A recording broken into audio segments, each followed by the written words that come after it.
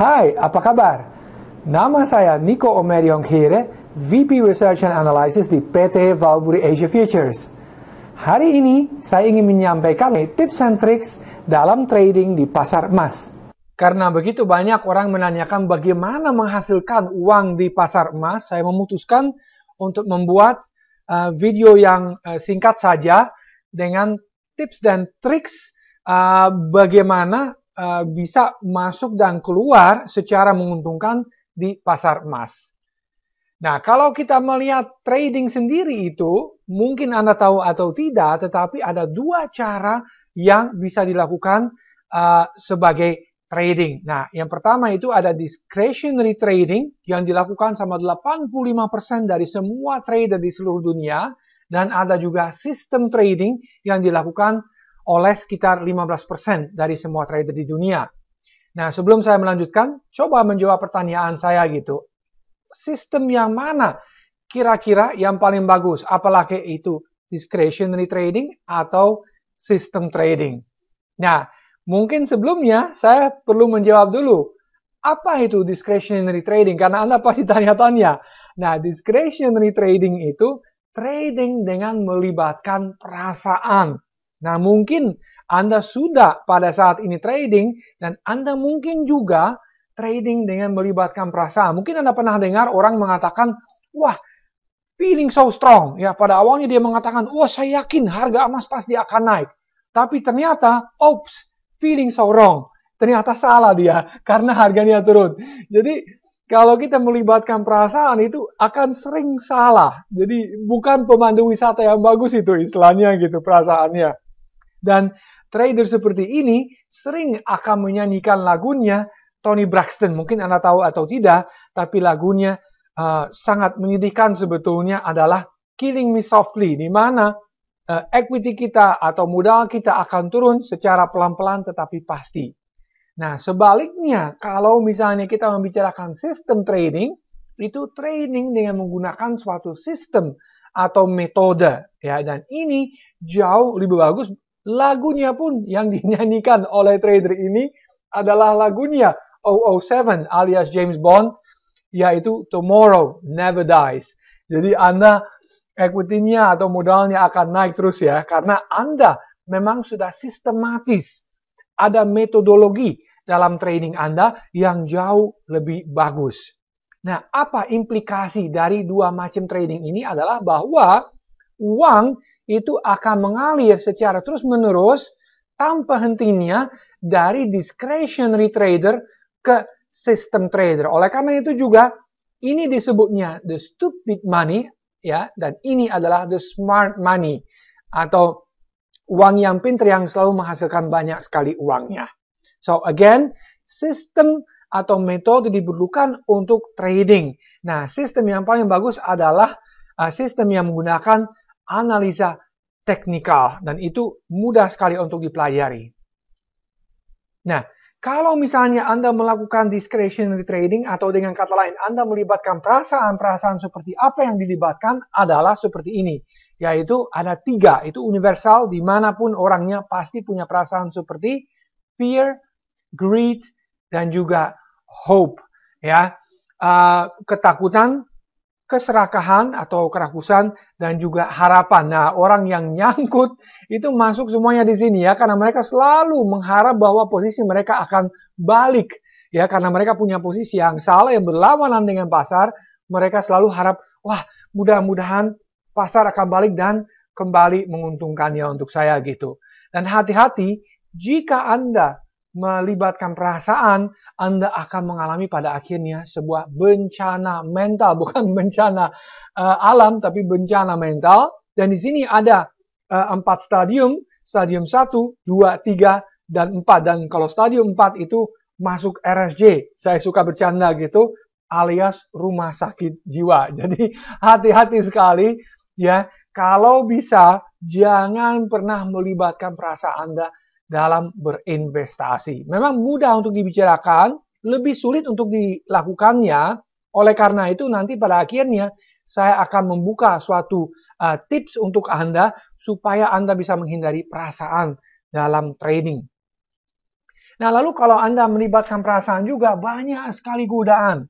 Katanya kalau laki-laki itu godaannya 3, ya, harta, tahta, wanita. Nah, kalau di sini, alhamdulillah puji Tuhan, hanya 2. Ya, yang pertama itu floating loss atau kerugian yang mengambang. Nah, itu dengan kata lain, kalau misalnya Anda punya posisi yang salah dan Anda membiarkannya, itu akan mengakibatkan kerugian yang makin besar, ya. Jadi setiap hari misalnya bisa makin besar, bisa juga mengecil, tapi bisa juga makin membesar. Dan yang kedua itu locking. Nah, locking itu seperti apa? Itu misalnya contohnya, Anda buka posisi baru, jual gold. Kenapa demikian? Karena Anda pikir gold akan turun dulu harganya. Misalnya Anda sell atau jual di 12.30. Ternyata setelah Anda buka posisi ini, harganya naik dan Anda mulai panik. Wah, jangan-jangan harganya makin naik, jadi saya akan makin rugi. Oleh karena itu, Anda membuka posisi baru, beli atau buy gold di misalnya contohnya 12.40. Dengan kata lain, Anda sudah mengalami kerugian $10. Nah, sekarang karena Anda punya sell, Anda punya buy, tentunya kerugiannya tidak akan makin besar, juga tidak makin kecil. Cuman besok harinya Anda bangun makin pusing. Kenapa? Karena ya harganya tetap akan berjalan terus, akan tetap volatile, fluktuatif, dan Anda harus memutuskan buka yang mana dulu. Ya, so ini sangat memusingkan dan saya merasa sangat tidak bijaksana kalau Anda melakukan floating loss ataupun locking. Nah, satunya juga yang perlu disampaikan adalah bahwa floating loss atau kerugian yang masih mengambang adalah penyebab utama atas kehabisan dana investor. Selalu ingat itu. Jangan membiarkan kerugian itu menjadi makin besar. Nah, bagaimana caranya? Nah, ini ada obatnya memang.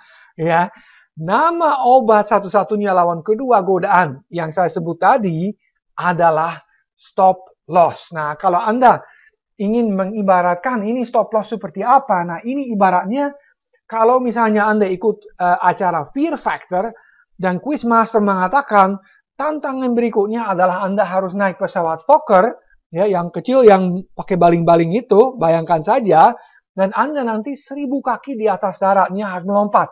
Berani nggak? Kalau berani, hadiahnya adalah 500 juta. Ya, langsung buka akunnya. Lumayan kan, gitu. Mungkin Anda pikir, wah lumayan juga nih. Tapi ya kalau saya melompat nanti, jangan-jangan saya meninggal dunia. Kecuali, nah ini kecuali ada tentunya parasut ya. Nah, ini parasutnya ibaratnya stop loss. Oleh karena itu juga saya menyarankan jangan pernah masuk ke pasar, ya, baik itu pasar emas atau pasar yang lain, tanpa menggunakan stop loss. Nah, ini contohnya. Misalnya Anda beli emas di 12.30, kalau misalnya naik tentunya Anda akan senang karena mendapatkan keuntungan. Tapi mungkin nggak pasar turun? Well, itu pasti mungkin, itu selalu bisa terjadi. Oleh karena itu, kita akan memasang stop loss di bawah entry point kita, di bawah 12.30. Contohnya misalnya di sini 12.20, di mana kita mengalami kerugian $10. Nah, fungsinya dari stop loss sebetulnya ada 2. Yang pertama tentunya membatasi kerugian Anda supaya tidak makin besar dan Anda menentukan sendiri ini stop loss-nya. Mau misalnya 12.20 boleh, 12.25 boleh, 12.10, 12.00 itu oke-oke saja, tetapi yang penting Anda dapat membatasi kerugian Anda. Dan kedua tentunya dalam jangka panjang Anda juga bisa mengamankan modal Anda. Ini juga sangat penting karena jika misalnya salah Anda kena loss, itu tidak masalah karena modal Anda masih banyak. Nah, kalau misalnya Anda menggunakan stop loss dalam jangka panjang, aman, iya itu pasti. Tetapi pasti untung nggak?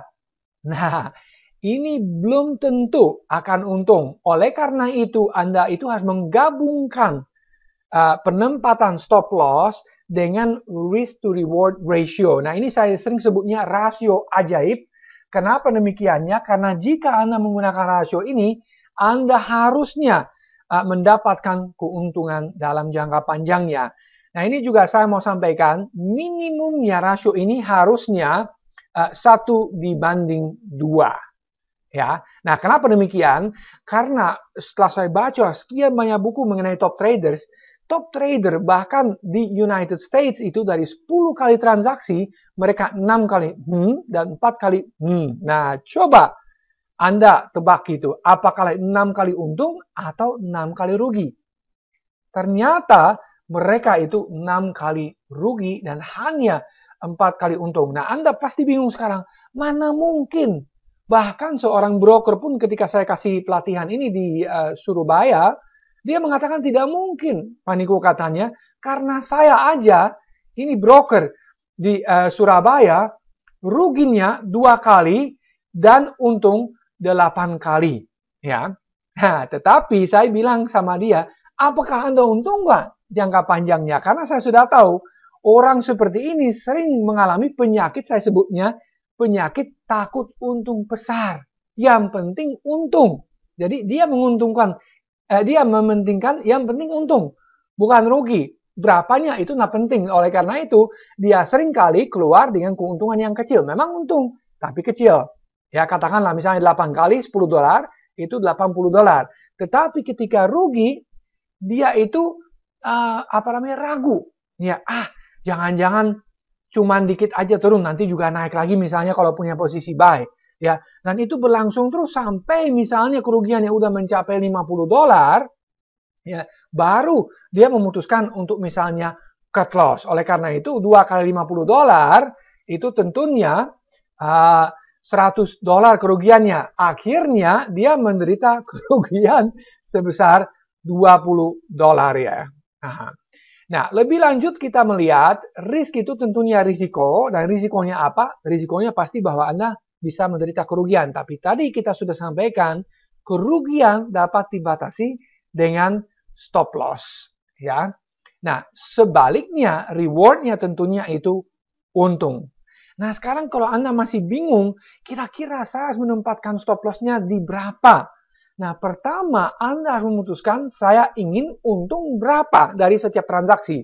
Nah, kalau misalnya mau untung 10 atau 20 atau 30 atau $40, artinya kalau kita menggunakan rasio ini 1:2, berarti akan setengahnya. Atau misalnya $5, $10, $15, dan $20. Ya. Nah, sekarang kita lihat ya, secara praktis kalau kita misalnya menghitung loss dan profit, bagaimana? Dengan misalnya menggunakan short term trading saja. Ya, misalnya kerugian $5, keuntungannya $10. Nah, kalau kita hitung 4 kali $10 berarti $40, keuntungannya, kerugiannya 6 kali $5 berarti minus $30, totalnya plus $10. Jadi Anda melihat sendiri, walaupun Anda hanya punya transaksi 4 kali untung, 6 kali rugi, itu masih menguntungkan Anda sebesar $10 atau dengan kata lain $1.000 karena kita menggunakan leverage 1:100. Jadi $10 di pasar emas itu akan menghasilkan $1.000 di pasar berjangka ini. Nah, lalu kalau kita misalnya trading sekarang 10-20, rasionya sama, 1:2. Hasilnya kira-kira sama enggak? Ternyata hukum angka akan mengatakan beda, di mana dia untung ternyata $20 atau 2 kali lipat dibandingkan contoh pertama. Nah, lalu kalau kita melihat lebih lanjut, misalnya 20-40, akan tentunya lebih besar lagi. Ya. Nah, oleh karena itu saya ingin memberikan saran investasi bahwa Anda harus berani memangkas kerugian ketika kerugian masih kecil, dan juga selalu sabar dalam mengambil keuntungan. Tadi kita melihat juga, kalau kita makin lama menunggunya untuk mengambil keuntungan, ternyata dalam jangka panjang hasilnya akan jauh lebih menggiurkannya. Lalu untuk mengakhiri presentasi singkat ini, ingat, selalu memasang stop loss order. Tidak mungkin ada orang melompat dari pesawatnya tanpa parasut. Nah, ini juga tidak baik kalau Anda misalnya masuk ke pasar emas tanpa parasut atau dalam hal ini stop loss order. Karena Anda tentunya juga tidak mau meninggal dunia atau kehilangan modalnya dalam hal ini ya. Lalu juga ingat selalu membuat rencana sebelum transaksi. Rencana ini dinamakan trading plan. Ya, trading plan yang punya 3 bagian yaitu entry point, exit point, dan stop loss. Ya, ini juga sama dengan misalnya kalau Anda mau bangun rumah, mau bikin bisnis, selalu ada plan. Ya, dan juga terakhirnya sabar dalam masuk maupun keluar dari pasarnya. Tidak hanya sabar dalam keluar dari pasarnya, tapi juga masuknya. Artinya, kalau entry point misalnya belum tercapai, Anda jangan memaksa kehendaknya dan masuk sebelum itu terwujudnya. Juga tentunya kalau exit point-nya belum tercapai, jangan keluar terlebih dahulu. Jadi untuk merangkum kembali, ada beberapa hal yang harus dilakukan supaya pasti untung di pasar emas. Yaitu pertama, selalu memasang stop loss order. Ini sangat-sangat penting dan saya tidak bisa menekan lebih banyak lagi. Kedua, karena kalau Anda misalnya menggunakan stop loss, memang aman tapi belum tentu untung. Kedua, oleh karena itu Anda harus menggunakan risk to reward ratio, dan tadi kita melihat juga bersama bahwa risk to reward ratio ini harus setidaknya 1:2. Jika Anda menggabungkan kedua hal ini dengan rencana trading Anda atau trading plan Anda yang ada 3 bagian, tadi kita melihat juga entry point, exit point, dan stop loss, saya cukup yakin bahwa Anda pasti akan menjadi trader yang handal, yang menguntungkan. Sekian dari saya untuk saat ini. Terima kasih atas perhatiannya.